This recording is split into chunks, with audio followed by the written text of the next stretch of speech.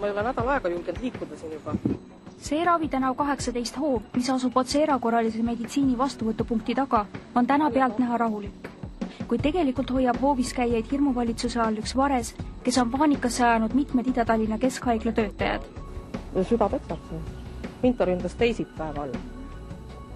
Ja nüüd tuleb inf, et pooled meie maja töötajatest on saanud tagasi sugeda.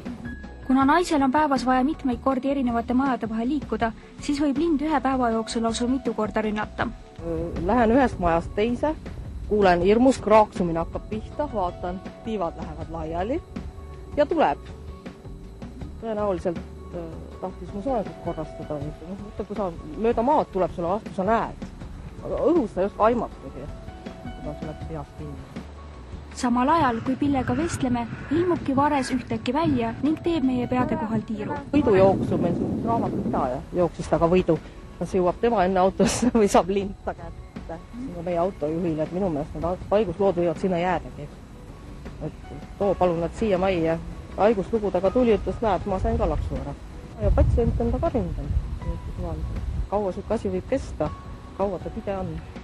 Selgub, et varesel on põhjust tige olla, sest haigla peal käivad jutud, et asutuse majandustöötajad olevat lõhkunud varese pesa ja tema poja tapnud. Aga poeg tal rääbakuse tal seal teise poole autos ringi. Mina igal juhul vaatasin teda, ta oli auto kaksis.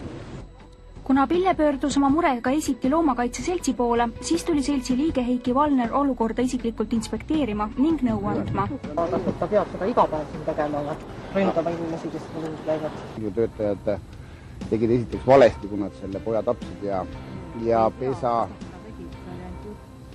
jutuks, et pole kus suitsu seal tuld ja see on teada, et midagi on juhtunud, ta otsib oma poega siin ja kaitseb teda, et kui targem oleks olnud teha sedasi, et oleks võtnud selle pesa nüüd koos pojaga, riskides küll natuke peksa saada ja viinud selle siis pesa kuskile teise kohta, et siis oleks nagu maha rahunenud, aga praegu on niisugune aja küsimus, et see tuleb üle elada. Aga nüüd inimesed vaatavad, et lõhume ära, lahendame nagu probleemi, eks, et see on, tegelikult on seda seadusega keelatud.